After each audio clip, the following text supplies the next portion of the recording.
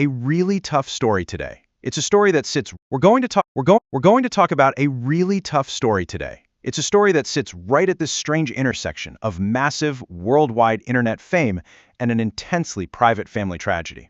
So let's get into what we know. You've got the nonstop 24/7 glare of a public career on one side, and on the other you have grief, which is one of the most personal, quiet things a person can go through. This story really makes you ask a tough question. How does a family possibly navigate their sorrow when the whole world is watching? At the very heart of this is just an awful, tragic piece of news. Madeline Ross, who is the sister of the hugely popular streamer Adin Ross, has passed away. She was only 36 years old. Okay, so with a story like this, there's a lot of noise online.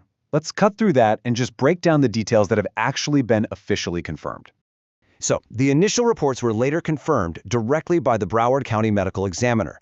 We know that Madeline Ross passed away in Florida on January 15th. Now, this is really important. As of right now, the official cause and manner of death are still pending. The investigation is ongoing.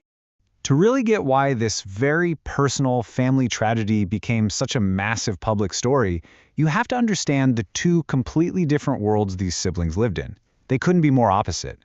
And this slide just lays it out perfectly. On one hand, you have Madeline. By all accounts, she very deliberately lived a private life, far, far away from any kind of spotlight. And on the other hand, you have her brother Adin, whose entire career, his entire public identity is built on being in that spotlight.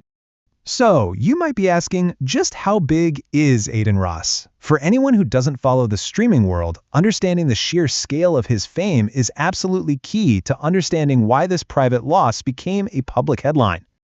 I mean, he just completely blew up on Twitch. He managed to pull in a staggering 7 million followers, which made him one of the absolute biggest stars on the entire platform. And his reach didn't stop there, not by a long shot. He also commands this massive audience of another 4 million subscribers on YouTube, and he's since moved over to the platform Kick, which has only expanded his influence even more. His path to fame was, well, it was meteoric and chaotic. It really kicked off when he started streaming with Bronny James, which brought in this huge new audience. He then quickly turned that into hosting huge rappers and celebrities, really breaking into the mainstream. By 2024, he was big enough to land an interview with Donald Trump. But yeah, his rise wasn't smooth at all. It was full of controversy and multiple bans from Twitch, which, you could argue, only made him even more famous. All right, so that's Adin's world, this constant whirlwind of headlines and controversy. Now, let's step back into the world his sister Madeline chose for herself, which was basically the complete opposite. This quote really hits the nail on the head. Adin's fans are so used to knowing every little detail of his life. So this news was a huge shock, not just because it was so tragic, but because most of them never even knew he had a sister who made a point to live so privately. The public details about Madeline are really few and far between, and that seems to have been completely by her own design. We know she was one of Adin's sisters, and their other sister, Naomi, is also an influencer. But Madeline, she consciously chose a totally different path, staying completely separate from that online world her siblings are so famous in. So that brings us to today. Where does the story stand right now? Well, as the investigation goes on, several really important questions are still unanswered. And this, of course, is the big one. The one at the center of all this heartache. What actually happened to Madeline Ross?